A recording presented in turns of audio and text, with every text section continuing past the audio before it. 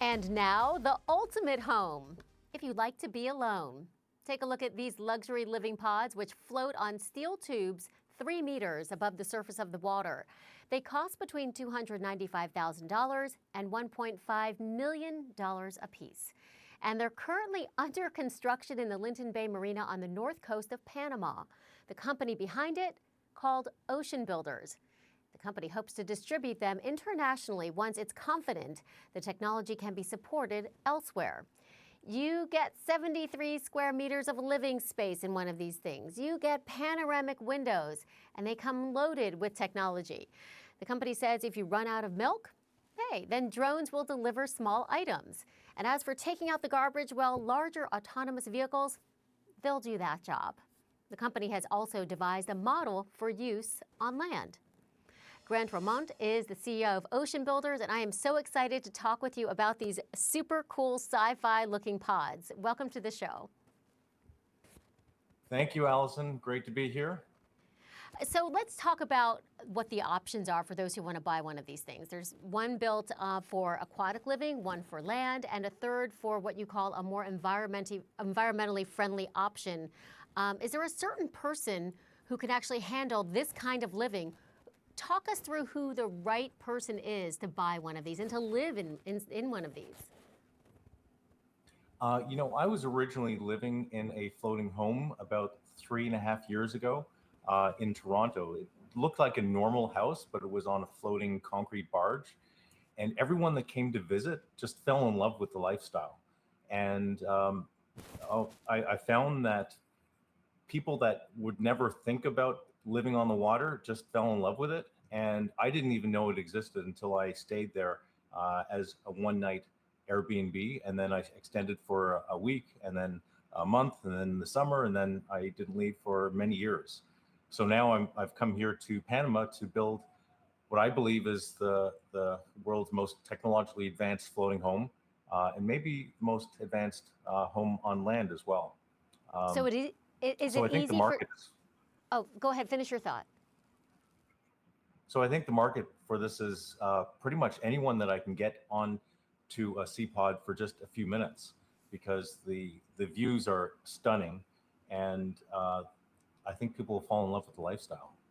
So I want to go through some of the specs with you a little bit more. What is the aquatic one attached to? How far into the ocean is it sitting? And can you install these anywhere in the world?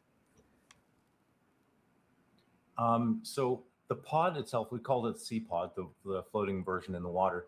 It's kind of an optical illusion. It looks like the steel tube post goes straight into the sea floor, because the whole house is floating so high up above the ground or above the water. It doesn't look like it could just be floating, but it actually is floating.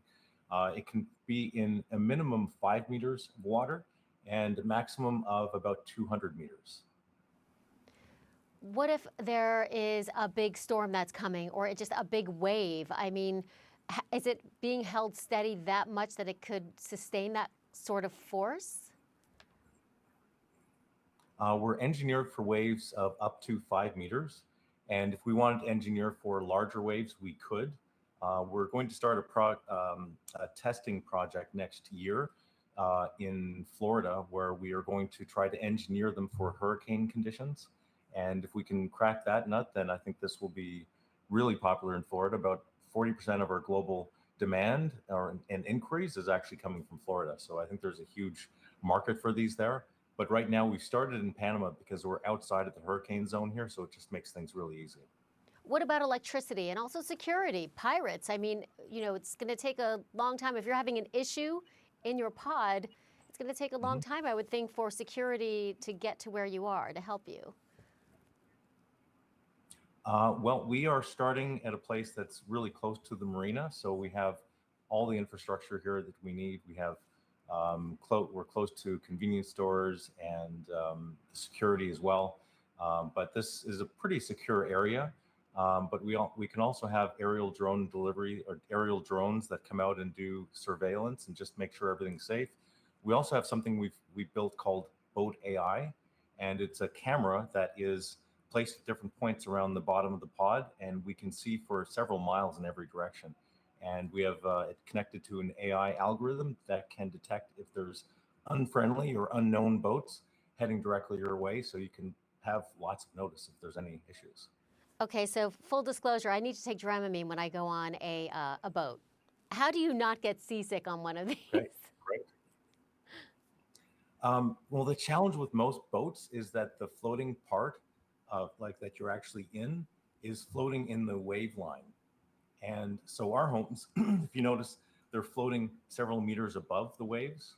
And then the flotation, which is under the water, is under the wave line. So we're actually skipping that whole wave section, which is where that movement comes from.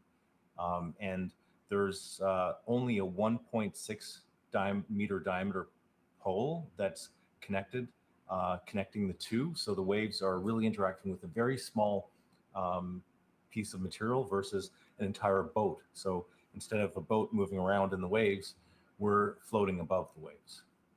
And very quickly, I'm curious how many of these futuristic pods you need to sell to turn a profit. Well, we're going to need to do some refactoring for our manufacturing to get the costs down, because right now we've been building our prototypes, which have been an incredible amount of work. It's been a huge project. We've had about 80 people working for the last, up to 80 people working for the last 5 years to build this technology. And this is an incredibly complex thing. It's nothing like it's been ever been done before. There's marine engineering, there's software, hardware, and material science, and there's so many things that need to come together to make this happen that it's been a huge project. So we need to get our manufacturing up, but we just did our launch a week ago today, and our online launch, and the response has been phenomenal. So I think we're already seeing the numbers we need to get into mass production. We just need to build the structures to get there.